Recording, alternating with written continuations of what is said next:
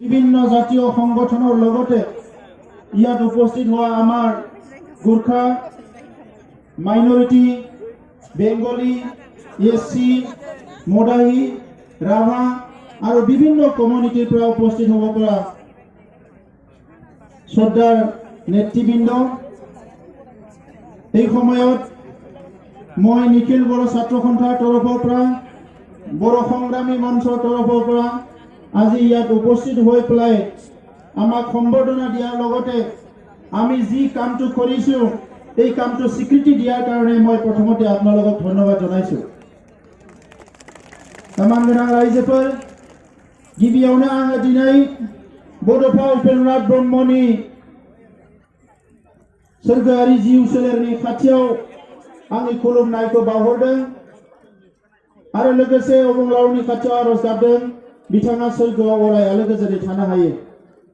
नैथियाव बड'लेण्ड सोमावसारनायाव दुलाराय बर' फरायसा आफादनि एमडिएफनि बिएलटिनि बे गासैबो सोमावसारनायाव अबथिरा जिउ गारनांनाय जोंनि जोहोलाव जोहोलावजो बिथांमोननि जे खास्रि बिस्रि बुथार जानाय बिथांमोननि सोरगोआरि जिउ सोलेरनि खाथियावबो आंनि खुलुमनाय सिबिनायखौ आङो बे समाव बावहरदों। तामान गोनां रायजोफोर दिनै नोंथांमोना जोंनो आर'नाइ गानहोदों नाथाय बे आर'नाइखौ जोङो नोंथांमोननोसो गानहोनांगौ। मानोना मोनसे सोमावसारनाय मोनसे जांख्रिथायनि जि जिउ बियो सोरबा दैदेनगिरि नङा, बियो रायजो राजासो। रायजो राजायासो सोमावसारनायनि जिउ। दिनै लामायाव फैबाय थानाय समाव मबाइल खुलिनानै नायनायाव सासे राजबंशी सेंग्राया मैया WhatsAppआव आपल'ड खालामनाय मोनसे निउज आंनो सोरबा हरदों। बिथाङा बिखा गावनाय बायदियै मबाइलाव गावसिनि रावजों बुंदों बर' हारिखौ आङो सेलुट खालामो होननानै आरो गावनि हारिखौ बियो बुंदों जे आंनि हारिखौ नुनानै आङो जोबोद दुखु मोनबाय होननानै बिथाङा बुंदों। बिथांमोना जोंनि सुक्तिया दा जाथों होननानै एकता दा जाथों होननानै बन्द होदोंमोन नाथाय बे बन्द होनायाव बिथांमोननि मानसिफ्रा रावबो बाहागो लायाखैनो। बिथाङा आरो बुंबावदों बे सुक्तिया जोंनि हारिनि थाखाय बिथांमोननि हारिनि थाखाय गोबां खहा लाबोगोन, गोबां बायदिसिना जेंना लाबोगोन। बेबायदि बुंसेयावबो बिथांमोननि मानसिफ्रा रावबो हाबाफारियाव बाहागो लायाखै होननानै बिथाङा दुखु खालामदों। दा मान गोनां रायजोफोर दिनै बर' हारिखौ बिथांल' नङा आलफानि जाय सिएमसि परेश बरुवा बिथाङाबो मैया टिभिआव साबायखर बावदों। दिनै बर' हारिखौ सारा इन्डियानि मानसिफ्रानो दिनै बाख्नायदों, सारा आसामनि मानसिफ्रानो दिनै बर' हारिखौ बाख्नायदों आरो बे बाख्नाय जानायनि गुदियाव दङ नोंथांमोन बर' आइ आफा रायजो राजाया। दा बेनिखायनो रायजोफोर आं नोंथांमोनखौ दिनै गिबियावनो मोनसे बाथ्रा खावलायग्रोनानै दोननो सानदों। मानसिसो बयनिबो गोसोआ सोलाय सोल' जायो। जोंनिया बयनिबोख्रुइबो गिनांगौआ जाबाय जोंनि गोसोआ सोलाय सोल' जानो नाङा।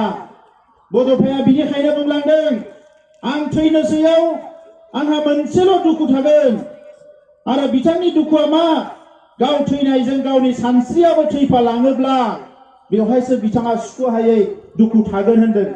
बिथांनि सानस्रिया मा बुहुमनि बर'फोरा गेरेमसा हारि जानांगौ। बुहुमाव बर' हारिया हायाव दैयाव अख्राङाव हाजोआव जेराव था साफ्रोमबो बर' फिसाया गेरेमसा जानांगौ, जौगासार जानांगौ। जोंनि राव थुनलाइ हारिमुवा अरायसम मुलुगाव थांनानै थानांगोन बे खोथाखौ बिथाङा बुंलांदों। दिनै मोनायाव सागान होनायनि उनाव सोरबा उन्दै उन्दै गथ'फ्रा WhatsAppआव लिरदों बड'फाया बेबायदि सुक्तिखौ लुबैयाखैमोन, बड'फाया बैबायदि सुक्तिखौ लुबैयाखैमोन। दिनै बड'फानि सिमां बेखौ मोगथां महर होनो थाखायनो BSc सुक्ति जादों, बेखौ मोगथां महर होनो थाखायनो BTC सुक्ति जादों आरो बेखौ मोगथां महर होनोनो दिनै BTR नि सुक्ति जादों। बे मोगथां महर होनायनि लामायाव मानगोनां रायजोफोर दिनै रंजानायनि सान। नाथाय बे रंजानायनि सानावबो आं मोनसे खोथा बुंनो नागिरदों। बड'लेण्डआ बहा थायो रायजोफोर? बड'लेण्डआ मानसिनि सालाय बिजौआवल' थाबा जानाय नङा। बियो बिख्लो थानांगोन। जाय मानसिफ्रा दिनै बड'लेण्डखौ जौजों मिलायनानै लोङो, बड'लेण्डखौ जुवाजों मिलायनानै बिथांमोना फैसा खामायनो नागिरो, बै मानसिफ्रा जोंखौ बुंदों जे बिथांमोना बड'लेण्डखौ गारबाय होननानै। जों नोंथांमोन बायदि बड'लेण्डखौ जौजों लगायनानै लोङा। जों नोंथांमोन बायदि बड'लेण्डखौ जुवाजों लगायनानै जोङो फैसा खामाया।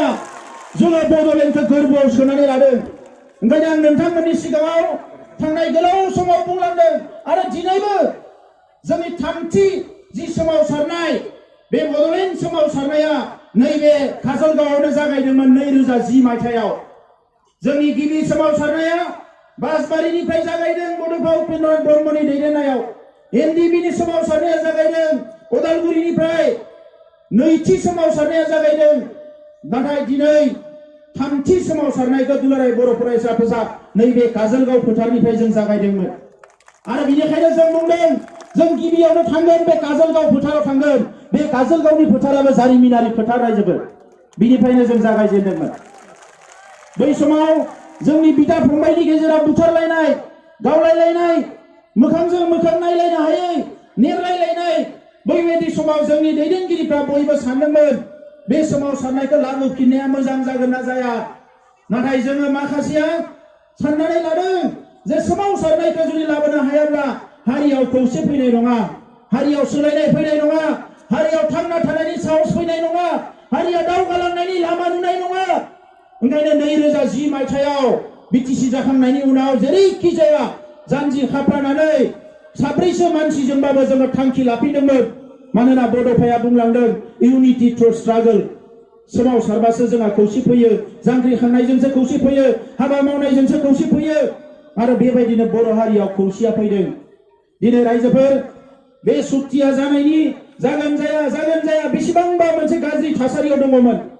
गिबि खोथाया जाहैबाय जोंनि हाथियार लाग्रा आफादफोरनि गेजेराव गावस्रा गावस्रि। बेखौ नुनानै सुथुरफ्रा गोबां खाबु लाबाय। गोरोबलायनो जाहाथे हाया, रायलायलायनो जाहाथे हाया, रायलायलायोबा बिसोरो गोख्रों जागोन, गोरोबलायोबा गोख्रों जागोन, रायलायलायनो हायै मोनसे थासारि खालामबाय।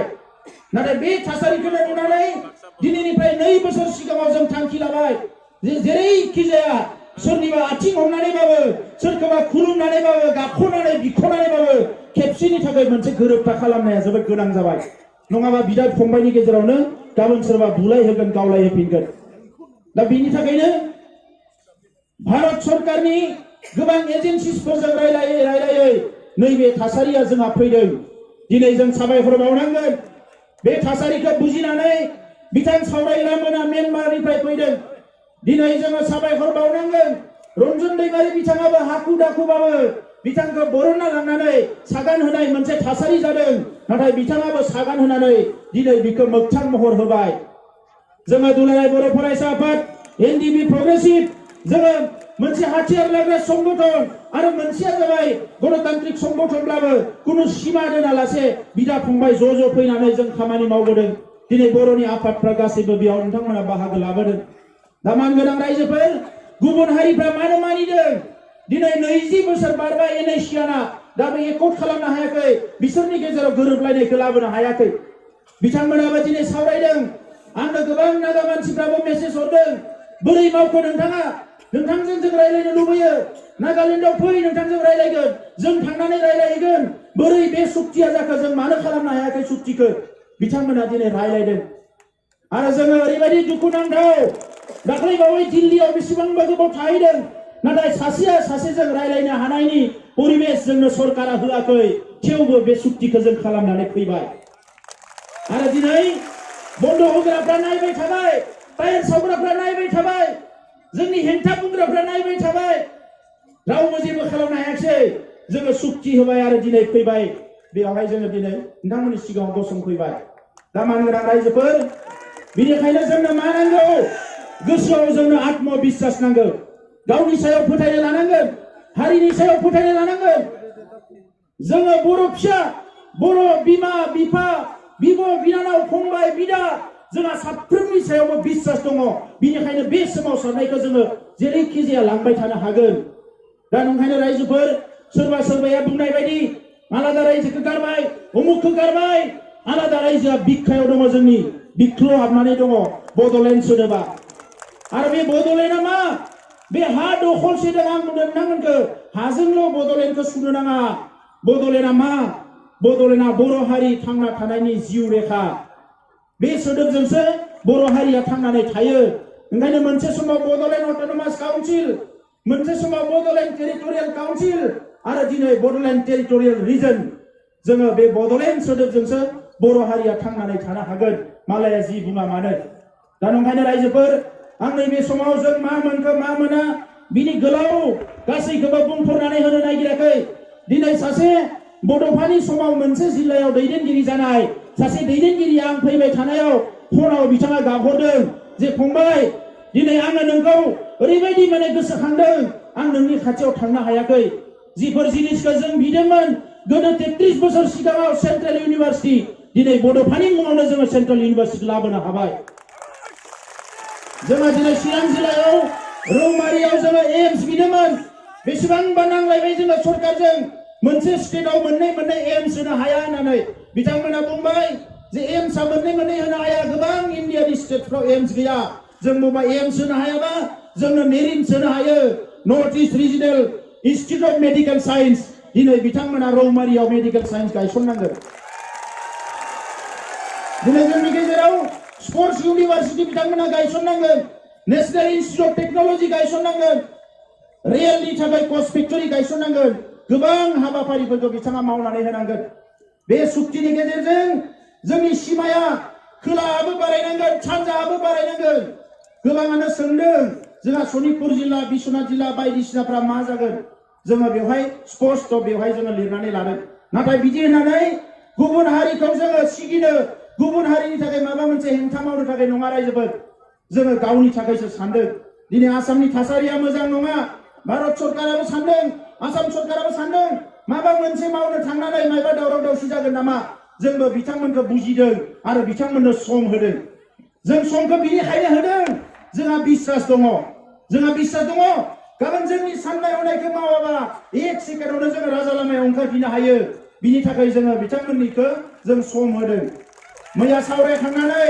सागान होखांनानै आसाम हाउसआव जोंखौ साहा लोंनो लिंदों मिटिं खालामदों आसामनि चिफ मिनिस्टारा बेवहाय मिटिं खालामखांनानै थांनायनि उनाव आं हारसिंनो गोजौआव थांना लोगो हमनानै सोंफिनदों सागानावथ' नों सहि होबाय बे हाबाफारिफ्रा जागोन ना जाया होननानै जायाबा खिन्थु बारा गोबाव नेनाय नङा आङो होननानै बियो हमख्रबनानै बुंदों जे नोङो सानफ्रोमबो अख्राल' खालामो नायबायल' था जों मोनफ्रोमखौबो मावनानै होगोन होननानै दा नंखायनो रायजोफोर जोङो दिनै आवगायलांनांगोन जोंनि गेजेराव सोंखारिनाया गोबां जाबाय दा सबसे गिदिर मेसेजआ जाहैबाय 34 बोसोर सिगाङाव BSF मुं लानानै दानाय बे MDBआ दिनै बेसेबांबा दुखु खस्थ सहायनानै भुटान म्यानमार बांलादेश मुलुगनि गुबुन हादोरफ्रावबो थांनानै बर' हारिनि गाननाय उखैनाय मोनथायफोरखौ फोसावनानै दिनै मुलुगाव मिथिहोजानानै फैनानै दिनै बेसेबा गोबाव सिजफायाराव दङमोन बे सिजफायाराव थानायाव बायदिसिना थासारियाव गावस्रा गावस्रि जाबाय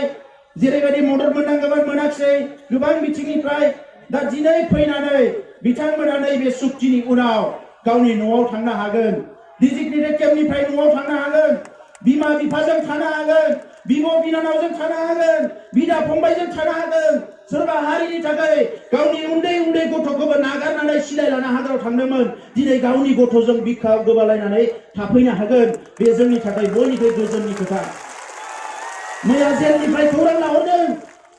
जेलनिफ्राय खौरां लाहरनानै सासेया फन हरदों सार जोङो रावखौबो मिथिया खिन्थु नोंखौसो मिथिगौ मालाया ओंखारजोबोबा जोंबो जेलनिफ्राय ओंखारनांगोन आं बुंदों जों दङ थैजासे जुजिलांगोन खुनु दिन फासयनायाव गैया दा नंखायनो रायजोफोर जोंनि खामानिया सागान होनाय लोगो लोगो जोबाखै जोंनि खामानिया बांदोसो हारिखौ दानांगौबा जों उन्दुगादुरा जाबा जानाय नङा जौ फाग्ला जाबा जानाय नङा ओंखायनो आङो जेसेबां बिबुंथि होदों बेवहाय बुंबोदों जे जों बड'लेण्डखौ माबायदि बरायनो नोरजिया मावरिया हावरिया लोरबां जानानै बरायनो ना लेखा गोरों साखा फारा फिट फाट जानानै जोङो बरायनो जोंहा दिनै रेडि जानो सम जाबाय रायजोफोर जोंखौ बारा गोबाव आरो खानानै दोननो हाया बियो रोखा जाबाय दा नंखायनो रायजोफोर आं गोबां खोथा बुंला दिनै मोनसे सुक्ति जादों बे सुक्तिखौ लानानै जोंनि गेजेराव शान्ति लाबोनांगोन अस्त्रखौ जोङो जोंनि हारियाव हाथियार गैयै मोनसे समाज दानो होननानै बुंदों।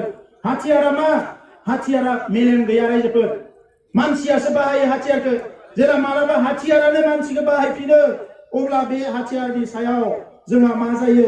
गोबां गिनो गोनां जायो। दा नंखायनो दिनै मोनसे समाव बे हाथियारजों सोमावसारदोंमोन। बारा गोबाव सोमावसारालासिनो हाथियारा नोंनियाव थानाय माने समाजाव बिराद गाज्रि मोनसे थासारि लाबोयो।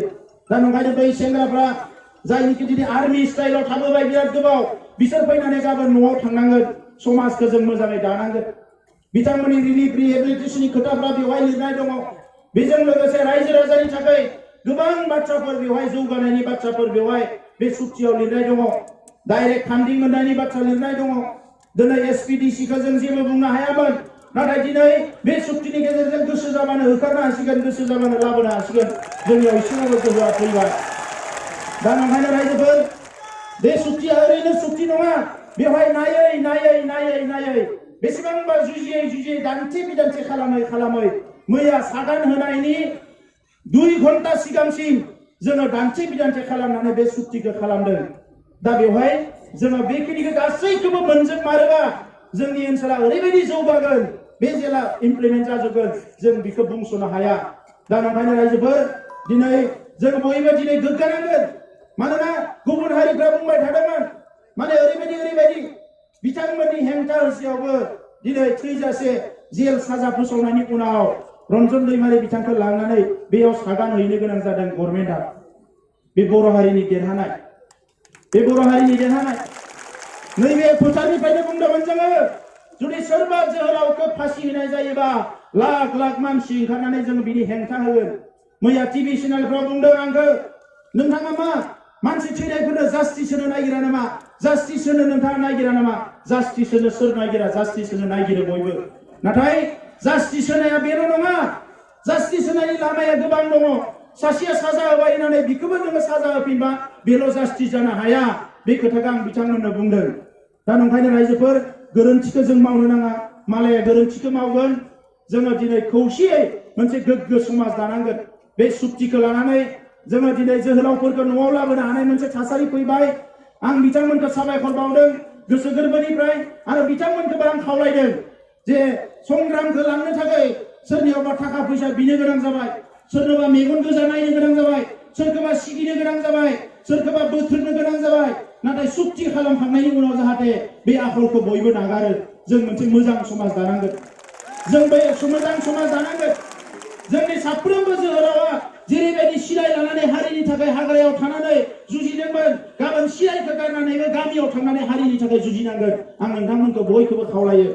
आरो हारिनि सुबुंफ्राबो बै सिलाय लानाय समाव सोरखौबा माबा रागा जोंनानै बायदिसिना आखलनि थाखाय, बायदिसिना खोथानि थाखाय रायफ्लांबाय, बुफ्लांबाय, बायदिसिना आखल देखायबाय। नोंथांमोना गावनि बिदा फंबाय होननानै निमाहा होनानै गासैखौबो बोजबनानै लानांगोन रायजोफोर। जों बेबायदिसो समाज नागिरदों।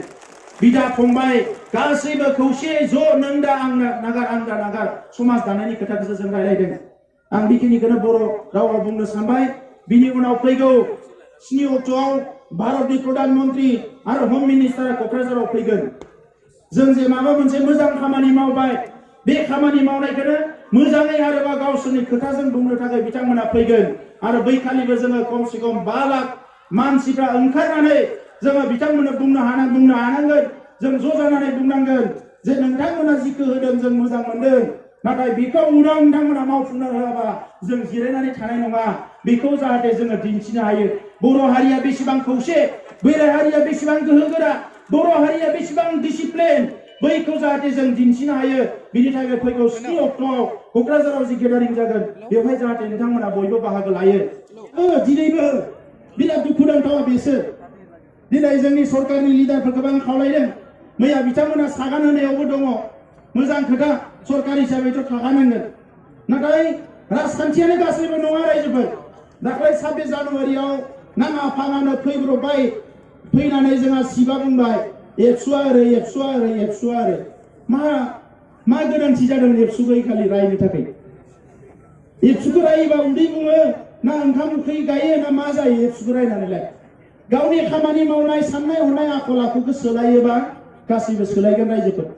आरो दिनैबो बे जोंनि जायफोर जोहोलावफोर मैया सागान होनानै फैबाय, बे आफादफोरखौबो आंजोंसो दङ बैजोंसो दङ बैजोंसो दङ होननानै दिन्थिनो थाखाय बिराद आसनि बानायदों नाथाय रायजोफोर खौसे था जों जेला खौसे जागोन बे गासैबो सम्भब रायजोफोर सोलायनाया जोंनि गेजेराव फैगोन जोंनि साननाय हनाया जाफुंसारगोन जों खौसेल' था रायजोफोर बिनि उनाव बाकिखिनिखौ जों ज' साननानै बोरै बे सुक्तियाव थानाय जोंनि गासैबो हाबाफारिफ्रा जाफुङो बोरै बेवहाय जौगानाय लाबोनो हायो गोरिब गुन्द्रा आइ आफा रायजो राजानि थाखाय बोरै जों खामानि मावनो हायो ज' सानलाय हलाय जों खामानि मावलांगोन आं बेखिनिखौनो बुंनाय जाबाय गोजोन्थों जय बर' हारिनि गोजोन्थों